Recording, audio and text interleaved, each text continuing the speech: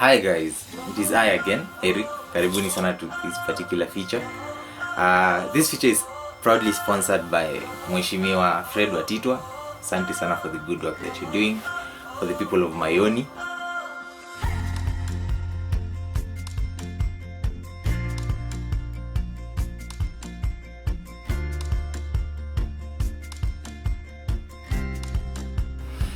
And without further ado, I'd like you guys to watch this new feature. It's called Crosscultural Beyond Borders, and it's a nice story. I won't get much into the details. I want you guys to feel everything. So welcome to Footsteps.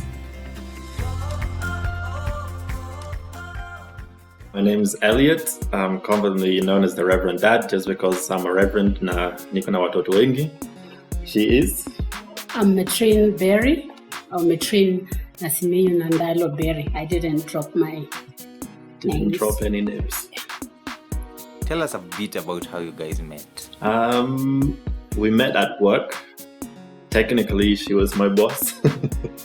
We were both working out at a children's home, and that's where we met. Yeah. He had come as a volunteer for 2 weeks. Kwanza. Yeah. And then he left. I mean, we didn't, back then we didn't talk about anything. We didn't know. We were not even interested in it. Like no one was. No comment. I didn't know. But yeah, he basically came to visit for 2 weeks. Is it 2 weeks? Yeah. And then left. No, it was 3 months. Really? Yeah. Oh my goodness. Just felt like 2 Okay. weeks. Thanks. We need to write these things down. Okay. So 3 months. Elliot, what do you like about her when you first saw her? I think I like that will fill the whole interview, but I think they say there's love at first sight. I think for us it was love at first sound. I think when I first heard her singing, that's when I really fell in love for the first time. Wait, cheka kabisa. Oh, okay. And you, Metty? What do I like? It must be something. I have to find something, isn't it? Okay, so he's got lots of wisdom, first of all, and he's don't point because No, I'm not pointing. I'm counting. Wisdom. Okay, he's loving, he's caring, he's got a very strong personality. Same to me. That's why probably we kind of clicked, and I mean. He's just generally a good guy. Amen. I've tried. How was it like meeting your parents? My parents? I think you'd already met my parents. Okay, so his parents actually were involved with a little bit with the organization that we were working with. So they used to come and visit, and that's how I met them. So we used to pray with your mom a lot when she's around, and your pastor. So we kind of like just, liked each other with his, with the mom and the dad. Your dad barely came, but, You'd met him. I had met him several times, and you with my parents. Yeah, so I think for you, like you'd met my parents before, like they already knew each other, so it was a bit easier. And then you met them once we were together. The first time you met them, I think, was when we went to the UK. Yeah, and then the first time I met your parents, it was when we went home to do the introduction, right? Yeah. Yeah, it was like the proper, like it was like the introduction was the introduction. So that was different. Metty, what is the most English thing that Elliot does? Oh my goodness. Cooking his own food most of the time because he thinks I don't know how to cook his. Not my words. Not my words. Didn't say it. Okay. So, but that's, like for us, like according to our culture, a woman belongs to the kitchen most of the time, isn't it? But he cooks his own, food the way he wants it to be. I remember one time I think I tried to make macaroni Oh, and wow. cheese, and it was an epic fail. Yeah. But he didn't tell me then. Yeah, He I said kept it quiet. later. Yeah, that was some That was really good interesting of you. macaroni cheese. Yeah. What is the most African thing that Metty does? Metty's just Kenyan. Like, I think, like, everything that she does is the most Kenyan thing she's ever done. And that's not bad, that's great. I think when we were first talking, we kind of said, like, you know, when we get married, we're not going to move to England. And then she was like, just so you know, once we get married, I don't want to ever live in England, you know? So I want to be in Kenya, she wants to be in Kenya, and she's Kenyan, I'm trying to be Kenyan. So yeah, Kenya all the way. What is the best thing about this relationship? I think first of all, it's a cross, what do you call it? Cultural. Cross-cultural marriage, and you know, we have had to learn, you know, I've got to learn his culture, he's got to learn my culture, which has been very interesting. Yeah. Yeah. Using fork and knife, you know, like when we talk about fork and knife, honestly, in Kenya we think it's a joke. When we go to their home, oh my goodness, it's like a proper fork and knife stuff. So that was quite challenging for me because I grew up in the rurals, you know. So I think our marriage is kind of... I think any relationship is cross-cultural, you know. Everybody's like, we've got different cultures like English and Kenyan, and then there's Kenya, then there's Luya, then there's Bukusu, and then there's Nandalo, you know. And I think that's just, marriage is cross-cultural. In our culture, I cannot call my mother-in-law or my father-in-law by name, right? No. Yeah. So, but in their culture, you know, like I've got to call them by name. So I've never called them by their name. So just in the beginning, I told them, like, I cannot call you by your names. Like, that's out of the question. I will call you mom and dad. And it's, you know, when people hear you calling them mom and dad, it's like awkward. Like, she's not your daughter. She's definitely not your child. Then my mother-in-law has to explain to them that our culture cannot allow me to call her by her name or to call my father-in-law by his name. So I think... Yeah. And I think as well, you know, I've lived here for almost 10 years now. And I think, like, I've lived all of my adult life in Kenya. And I think the biggest cultural shock for me would actually be when we're in England, not when we're here, you know.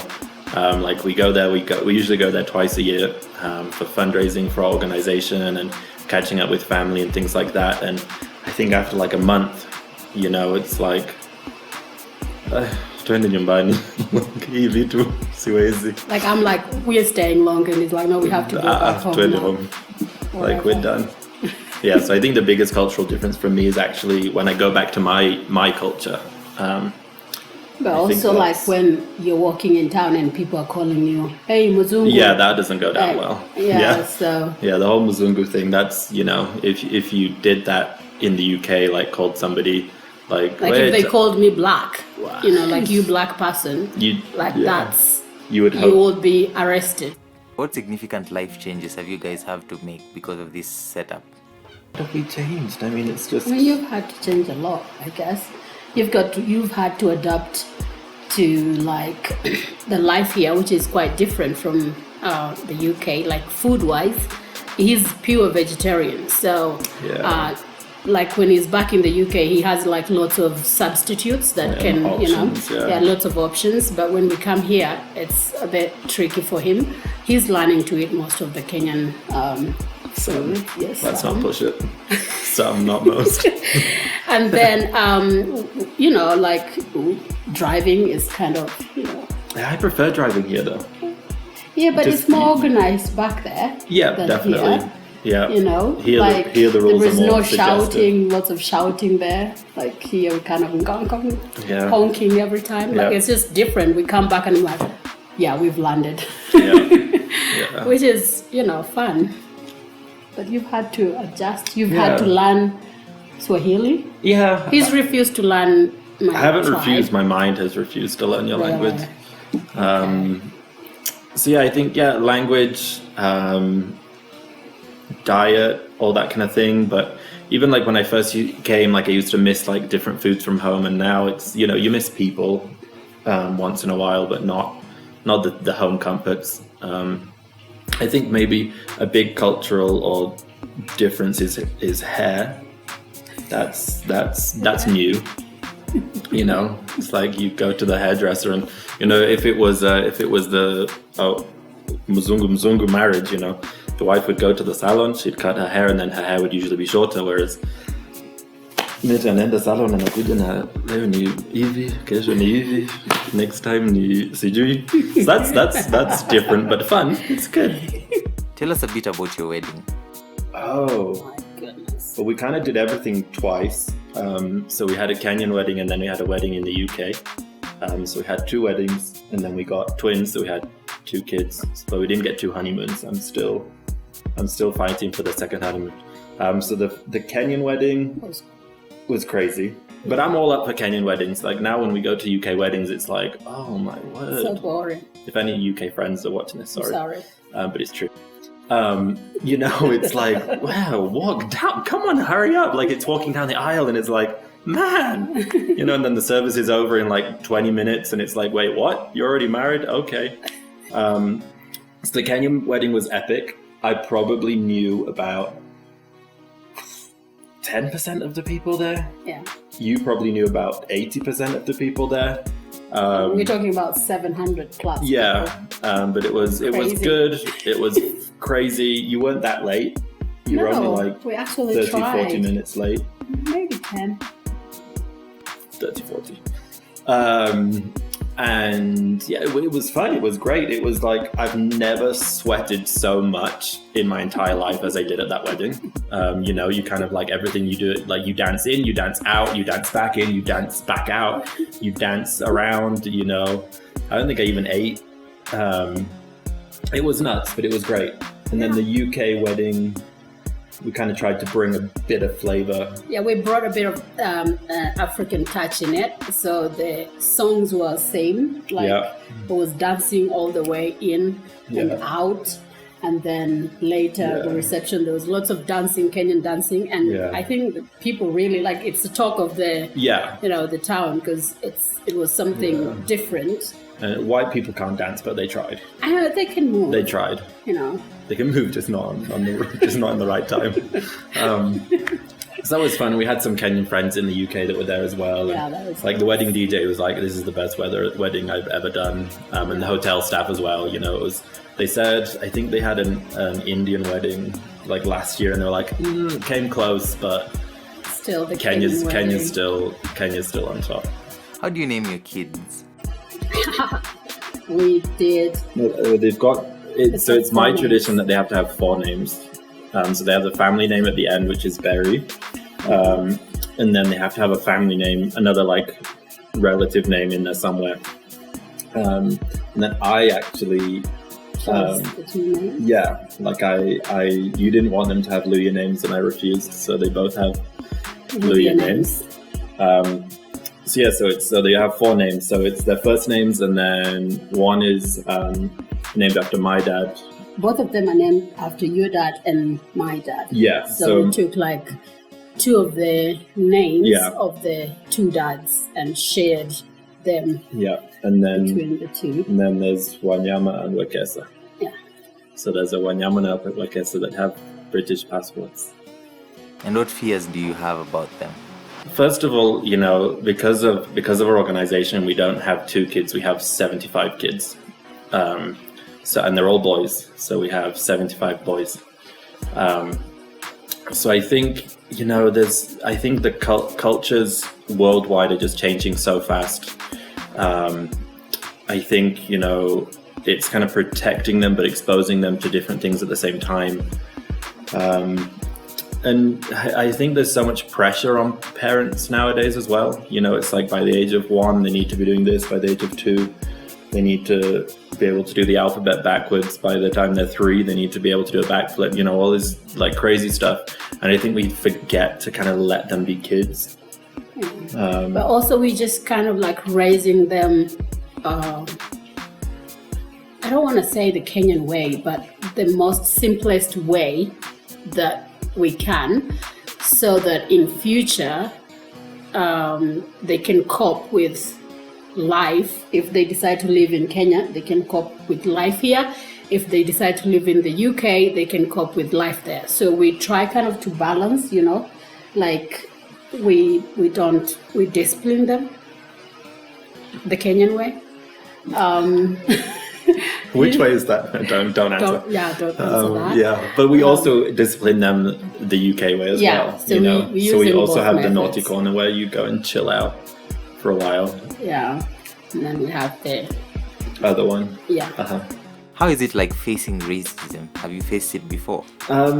Yeah, I think we have a little bit, but I think in Kenya it's a little bit different. It's kind of more of an undertone rather than like a blatant. I don't like white people, or I don't like black people or Chinese people.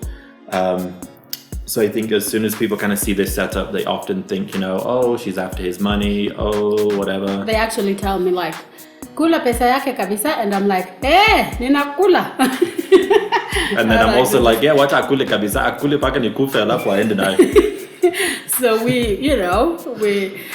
we face it here. Yeah, but it's kind of fun, with that kind of thing. It's really fun because you can really like bomb people with, because they don't think that, they definitely don't think I've heard. Yeah, and then that's quite fun. So when he responds in Swahili, they're like, oh, kumbe anajua Kiswahili. Yeah. So that's and really then that's awkward. awesome. It's awkward for them. It's funny for us.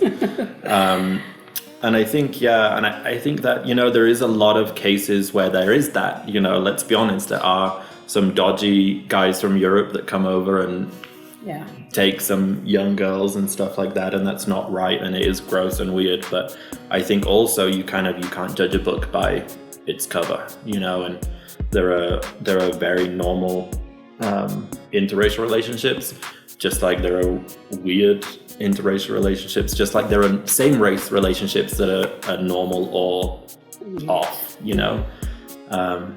and I think there's definite racism here sometimes, and there's definite racism in the UK, but you just got to roll with it as well, You have to grow a thick skin, because if you're a very soft-hearted person, it's hard to survive. So you just have to make everything sound fun and funny. Yeah. So this was interesting.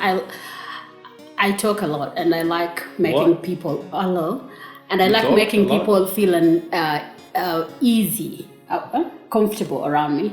So we were at home in the UK, Ushago, and they said I should introduce myself. So his and it was surname like a big gathering, like 300 white people. I'm the only black person there. Anyway, so then they asked me to introduce myself. So I said, okay, fine. I am a blackberry, because his surname is Berry, and everybody froze. They just didn't know what to do. They were like, and then they realized like it's a joke, and they just all like laughed. But later on, people came to me and said, oh, that was really epic, like that was good that you said that, because it means you're proud of yourself, you're proud of your background. And I always say, like, if you're black, you're black, and if you're white, you're white. Yeah, you don't like the people of color. Yeah, there was this advert about people of color. I'm not black, I'm a person of color. I'm like, yeah, I'm a person of color, which is black. Like, you've got to be proud of yourself. You've got to be proud of your back. No one will be proud for you. So if I don't want to accept who I am and where I come from and my people, how will I raise my children? Like our children, like they say, mommy, I think I'm chocolate or I'm brown. Yeah, we're like, yeah, definitely, you're kind of chocolatey. So I am a blackberry and the kids are mixed berries. Metty, what English food don't you like? English food? Yes. Okay, so there's one thing. The UK has most of the food that you can find, like similar to what Kenya has. I don't don't know, like your staple food is like I think, potatoes, you eat most beef. stuff. I kind of eat everything apart from really, really sweet stuff, like sweet cakes, like, they put all the sugar that they can in it. I'm like, Not me personally. I know. But, like, I think I don't struggle a lot when I'm there because most of the foods, Yeah. And if, I mean, the first time I went there, they asked me if I wanted, I ordered fish, didn't I? you took salmon. a while to, you didn't like the fish for quite a while. Because it's salmon fish. I mean, I grew up eating tilapia, which is white. Salmon is orange. Pink. Pink, whatever it is. Whatever it is, like, it's not good. No, I'm not eating a pink fish. No, never. And then after visiting the UK for like 5 times or 6, I tried one. And I'm like, oh, okay, I've been missing on this one. Let's have it. Let's have the pink fish. Let's have the pink fish. Yeah, but otherwise I like all the food, I think. I eat most of the food there. I think the thing that I don't like is soda. Yeah, she makes us take soda. Kenyan soda from here there. Yeah, that happens. Elliot, what Kenyan food don't you like? Right, I'm going to answer this carefully because when I've been quoted as this, sometimes I've never lived it down. As Metty said, I am a vegetarian, which means I don't eat meat, and then I don't really like a lot of the Kenyan greens. Apparently they're all different, but yeah, managu, which other ones? Any of them? Kunde. Yeah, kunde, nope. Kales. Nope. You would eat kales if you were starving. Yeah, of course. What do you think makes marriage work? I think it's God and a lot of hard work. I think, people always kind of like, I don't know, people seem to be getting divorced left, right, and center. And I think, marriage isn't easy, but no relationship is, and nothing that's worth anything is easy. So I think it's God and a lot of hard work. And I think the other thing that I would maybe say is kind of believing in each other's visions and passions and allowing each other to kind of grow individually as you grow together. So like for her, she's a singer. Mama Kings is her stage name. And I think that's believing in that, your wife comes to you, you've been married for how many years? 4 years? Not now, then. Oh, then 4 years? 4.5. And then it's like, oh, I feel like I should go back to singing. And I was like, okay, let's do it. When should we go to the studio? Whereas I think if maybe I'd have been like, no, you need to raise the kids, you need to chill, you need this, it won't work, and all that kind of stuff, I think I wouldn't have only crushed that dream, I think I also would have crushed her. I think believing in each other, hard work, God. What makes marriage work? God at the center of it all, first. Because, without Him, really, it's just impossible. Another thing is communication. We've got different types of communication. Like everybody has the way they communicate. In the beginning, I think I was a bit like, if there was something that was an issue, I wouldn't talk. For days, I'll just keep quiet. And so he will be like, is anything wrong? Have I done something wrong? And I'm just there like, I don't know how to start. Literally not saying a word. I'm just there. And then he was like, you've got to talk, you've got to communicate, because otherwise I won't know what you're going through, what's going on in your mind. It was a bit of a challenge for quite some time, still is sometimes, but I've learned to speak out in a nice way, my mind. But also honesty, trust. You've got to have trust in your spouse. You've got to have respect. You've just got to work it out together, working as a team. Because when you're just two of you, before the children come, it's sort of fun. It's sort of like, honeymoon stage. When the kids come, actually when a pregnancy comes, let's start with that, then some people are lucky with it, others are not. In our case, turbulence here and there a little bit. Yeah, we were lucky in getting the pregnancy. It was just the worst pregnancy. Yeah, it was the worst in the history of pregnancies. Anyway, so, you've got to have people that you can talk to, like mentors, people who can hold you in your marriage, which we did, right? Like, there are people that we run to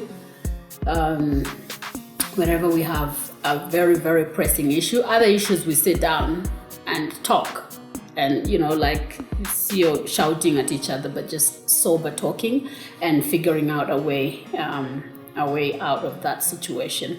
So marriage works. It's hard work, as he said. Like, it's not something that you just wake up and be like, oh, I'm married now, it's a wedding day, oh, it's over, it's marriage, oh yeah, we're gonna do it. I mean, he was raised by a different mother, I was raised by a different mother. He was taught differently. There are things that he can do, and I'm like, really? Because my mom told me, no, I won't say that. My mom taught me this way, or my parents taught me this way, and his parents taught him a different way. So it's kind of like, seriously, you're not supposed to do that. But if you don't accommodate that, then it can be really hard, isn't it? Yeah. It can be really hard. Always pray as a couple. Always pray. If there is any issues, the first solution is from above, and then you can seek advice from other people. But also be careful with the people that you're seeking advice from. Yeah. Because not everybody wants good for you. It's just not everybody knows what they're doing. Yeah, like I'm very appreciative to my my best couple, the lady. She told me, I can't advise you about marriage according to my own marriage. What I'm telling you is you're entering a dark space, and you're gonna write your own book about your own marriage. So whatever works for my marriage now will probably never work for your marriage. So ingia ukijua, una step kwa giza, and jipange. So I was like, oh great, that's that. And it's true. Like I even tell other young people who are intending to get married, you're getting in there in the dark, somehow you'll find the light. When was the last time you told Metty that you love her? Yesterday, because I knew you were going to ask that question. So I was like, I love you, because they're going to ask me it tomorrow.